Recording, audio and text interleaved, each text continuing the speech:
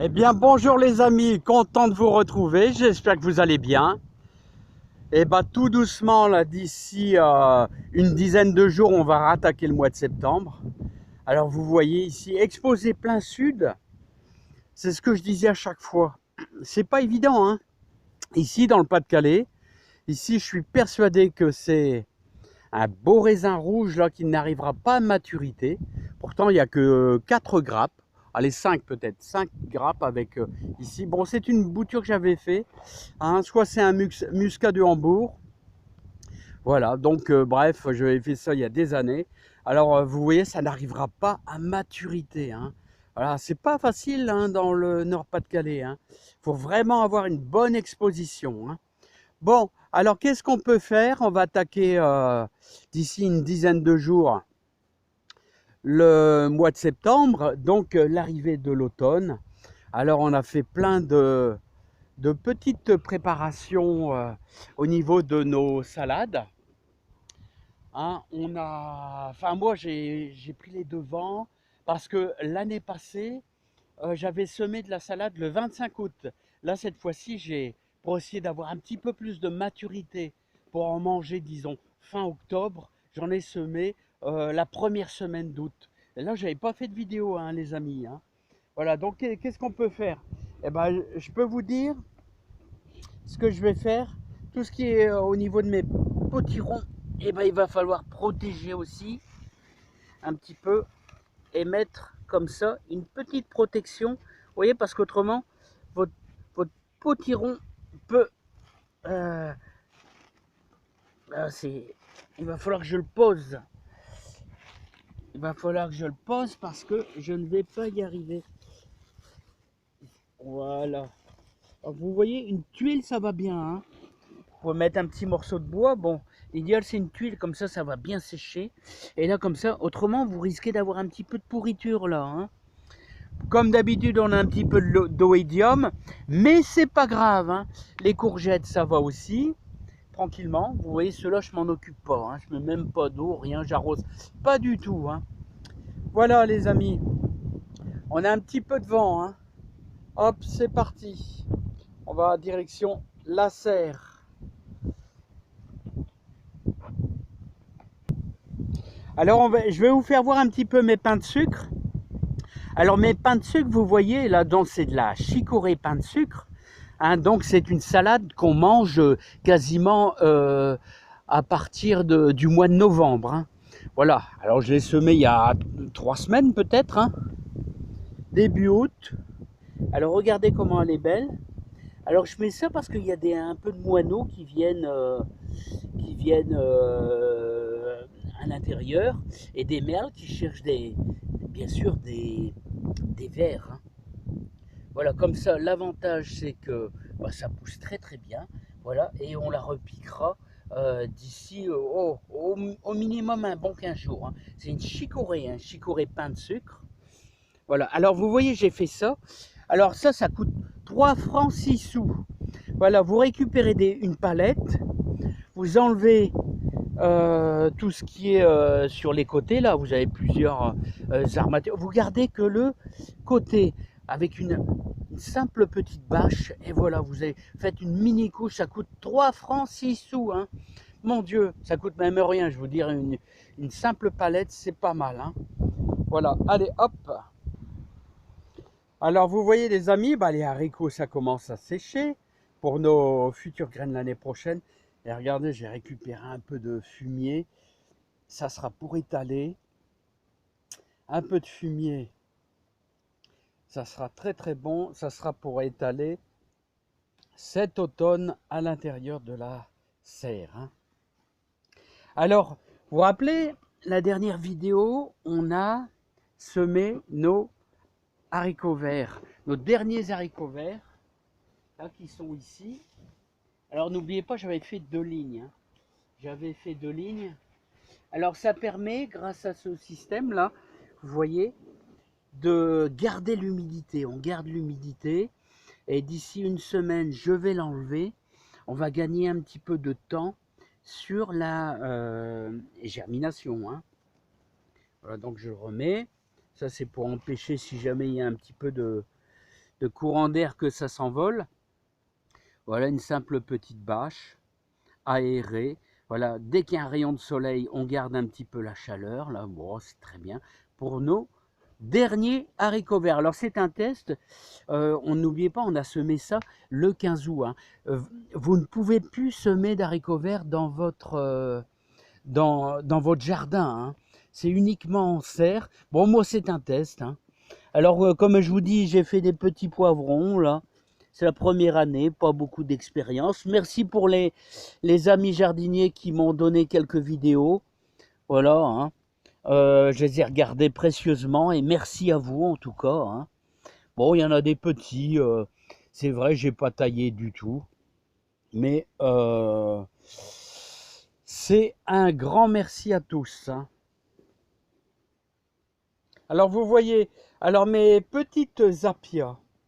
Alors vous avez l'apia, vous avez la verpia qui résiste aussi très bien au coup de froid. Alors j'aime bien cette salade. Alors je vais vous expliquer, regardez comment elle est bien. Cette petite salade là. Bon là ça fait des petites feuilles, elle est franchement c'est trop dru. Hein. J'ai semé un petit peu trop fort. C'est-à-dire, comme je fais mes graines moi-même, là vous voyez par exemple c'est des graines de Batavia, c'est toute la Batavia hein, qui sera presque prête à récolter. Voilà, là on va avoir un petit peu de graines de persil. Alors regardez, c'est en train de monter en graines aussi. Voilà, ici aussi. Voilà, c'est en train de monter en graines. Hein.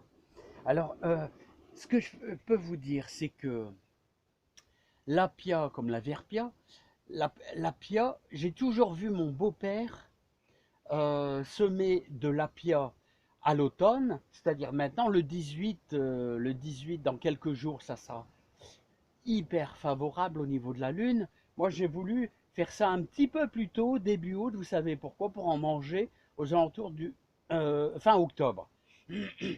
Mais j'ai toujours vu mon beau-père qui est plus de ce monde. Alors lui, qu'est-ce qu'il faisait hein? Il semait fin août, et puis ensuite, après, quand ces salades avaient quoi, une dizaine de centimètres, hein, il les mettait dans une couche et elles végétaient tout l'hiver. Et il était dans les premiers à manger de la salade fin mars. Hein. Donc moi je fais un peu la même chose. Et si vous remontez en arrière, mon Dieu, allez 2 ans en arrière, vous allez voir que euh, je sème de la salade, je mettrai de la salade ici cet hiver, quelques lignes, pour en avoir très très tôt l'année prochaine en 2020. Hein. Voilà, donc c'est un peu ça, hein. C'est un peu le même principe ici. Hein. Voilà, donc on va faire ça. Hein. Alors ce qu'on va pouvoir faire aussi, c'est buter les poireaux. Alors je vous ferai voir, hein, bon, comment, il n'y a rien de bien sorcier, hein. Buter les poireaux, hein. Vous voyez ces grandes feuilles, c'est dingue, hein. Hein, une grosse courgette, hein. Voilà. Le raisin, bon, ça vient à maturité tout doucement. Et donc, les amis, moi je vous dis, dès le mois de septembre, il y en a pas mal qui me le demandent, hein, dès le mois de septembre, de refaire une démonstration de bouture de lavande. Alors, je l'avais fait l'année passée, hein. Hein, vous pouvez retrouver hein, comment bouturer la lavande. Hein. Vous tapez avec mon nom YouTube, là, F1RCX, et puis bon, vous verrez, c'est super à faire. Et si vous le mettez bien à l'ombre et avec une terre toujours bien humide, enfin légèrement humide, hein, là on va faire un pralinage, mais après légèrement humide, vous verrez, ça va prendre. Et moi je le mets carrément en étoile, comme ça vous avez carrément un pied de lavande qui est formé, hein, un peu comme les groseilliers. Moi je fais toujours la même technique. Hein. Voilà. Et donc, il va falloir aussi penser à récupérer quelques graines de stupis. Ah, moi, j'ai mis beaucoup de stupis cette année. Regardez, un peu comme des... Alors, la stupis, c'est une salade, n'importe quoi. C'est une tomate hein, qui fait un peu comme des œufs de pigeon. Voilà. J'aime bien parce qu'elle est assez sucrée. Bon, chacun choisit ce qu'il veut, hein. Voilà, j'ai un petit peu de cœur de bœuf là qui se forme tout doucement, tranquillement. Voilà, et ça monte, et ça monte, et ça monte, hein. Voilà, tranquille, hein. Alors, bon, là c'est du perdin, là c'est des boutures de groseillier que j'ai fait, des boutures aussi. Ouais, des boutures de groseillier. Voilà. Bon, je ferai peut-être à nouveau des boutures de rosier. Là, vous voyez, dans mon pot, là, ça a très bien fonctionné aussi.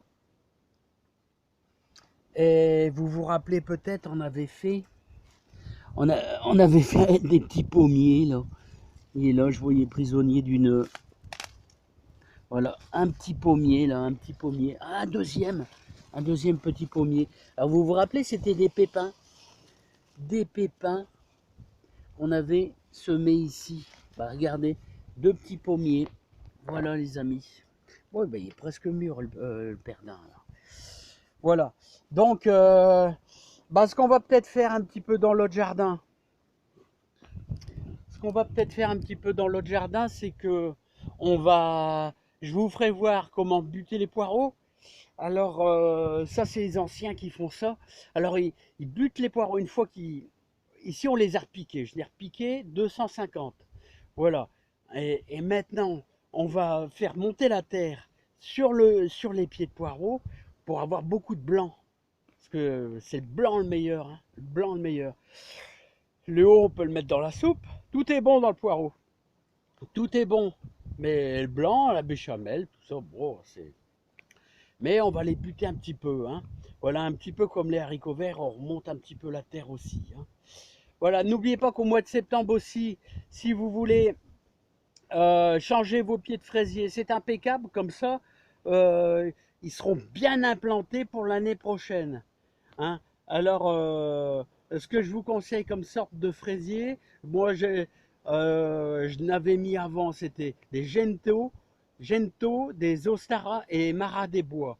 Voilà, c'est des remontants, c'est-à-dire qu'ils produisent tout au long de l'année. Voilà, il y a des moments où ça se calme un peu, mais il y a des moments aussi où ça donne vraiment bien, là, mai-juin, hein.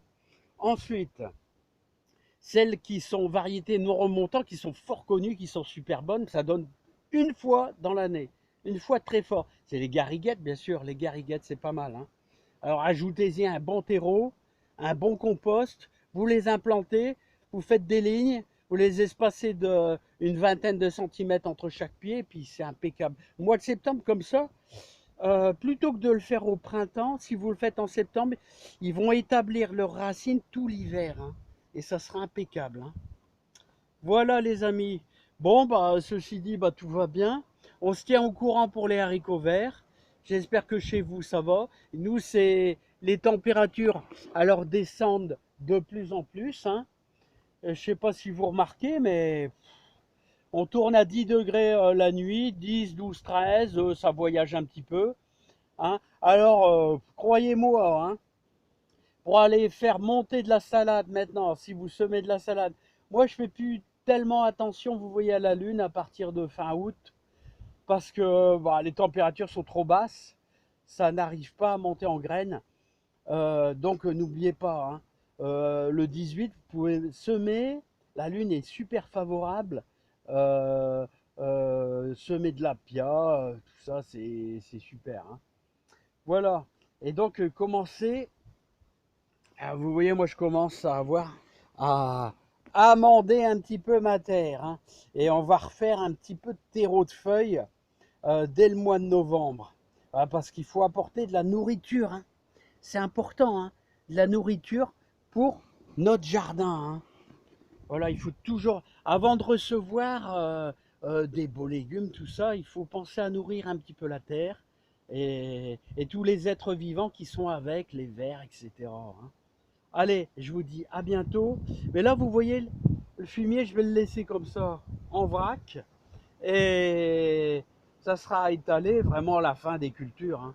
C'est-à-dire au mois de novembre, je vais étaler ça au mois de novembre. Allez, bye bye, à bientôt.